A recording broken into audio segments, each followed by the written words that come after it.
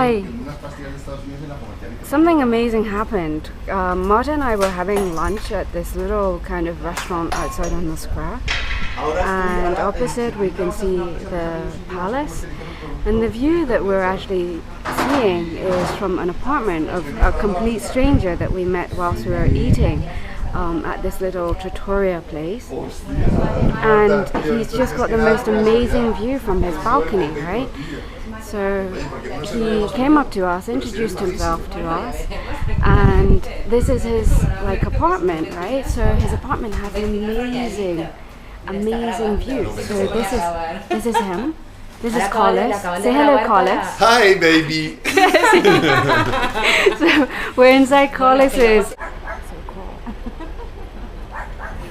Yeah, the dogs are answering you over there. See, because earlier Carlos decided that he was going to imitate the dogs, right? And he was barking out towards those people down there, right? Do you want to do that again? He says, I don't think he wants to bark again, but in any case, right? So the dogs in the park instead are now barking.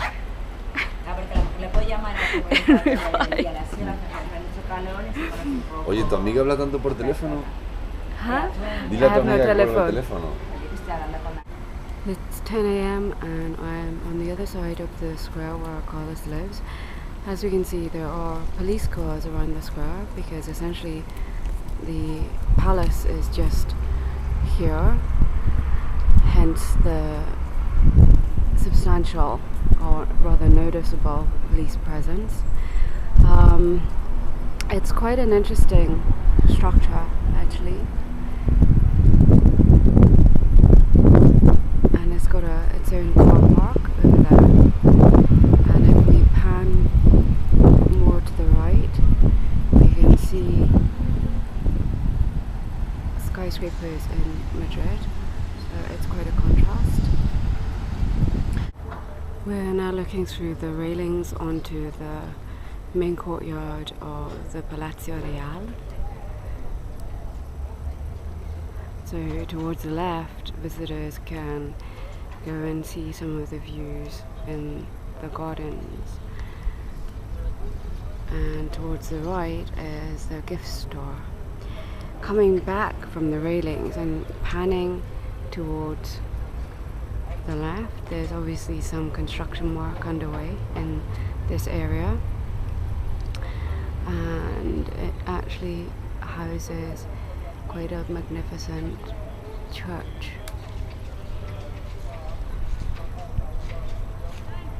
Over there. So I'm gonna have a wander around the area to see what else I can discover.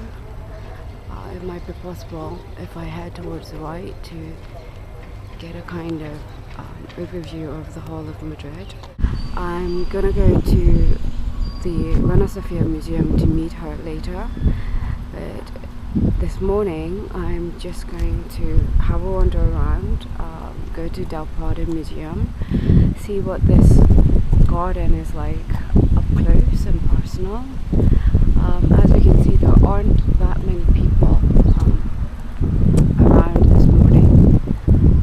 It will get quite hot around about noon, 1 o'clock, and the advice is that we should always stay indoors between 2 o'clock and 6 o'clock.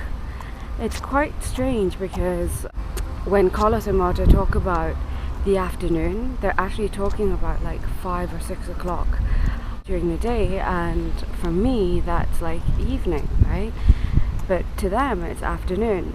It's essentially when they have a siesta, they drink some fluids, and then they emerge at around 8 o'clock to 9 o'clock to have their main evening meal. And then the square fills up with lots of people then, families as well as couples and individuals just out for a stroll. So let me just pan back over to the palace.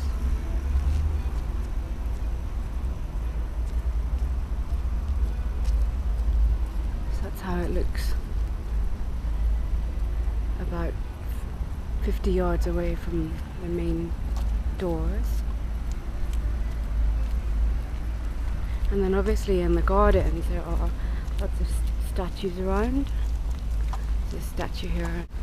I'm gonna pop round to Carlos to see if he's up yet. Apparently he's gonna go to Valencia today to watch Formula 1 with his family. That is his sister and brother-in-law. He's single and in his early 40s, and according to Marta, he's developed a bit of a sweet spot for me. He bought us roses yesterday, which was really sweet, and obviously the sweetest thing he did was lend us his inflatable bed so that we didn't have to go all the way to Marta's brother's to pick that up. So it's quite a statue first thing in the morning, and pigeon arriving as well. So I'm just gonna go round to Carlos's and see if he's up yet. Last night we were over in that square over there to essentially have some drinks with two friends of Marta's called Inma and Enrique. Enrique has been a scientist for about 40 years, and we had a great discussion about astrophysics and his interactions with Stephen Hawking and other notable scientists. This morning, as I am wandering around, I came across this fantastic structure, and I just want to show you the lettering on the building, which says Nulla Estetica Sine Etica. Okay, so that's the first segment of it. Nulla Estetica Sine Etica.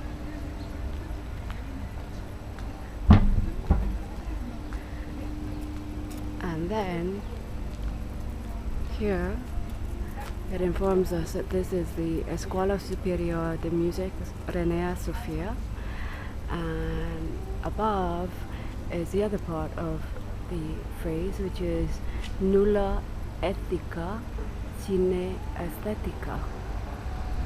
Isn't that remarkable? So essentially it means no aesthetics is possible without ethics, and no ethics is possible without aesthetics. Let me just show you the facade of the front door as well and pan up. Look at this. Isn't that amazing?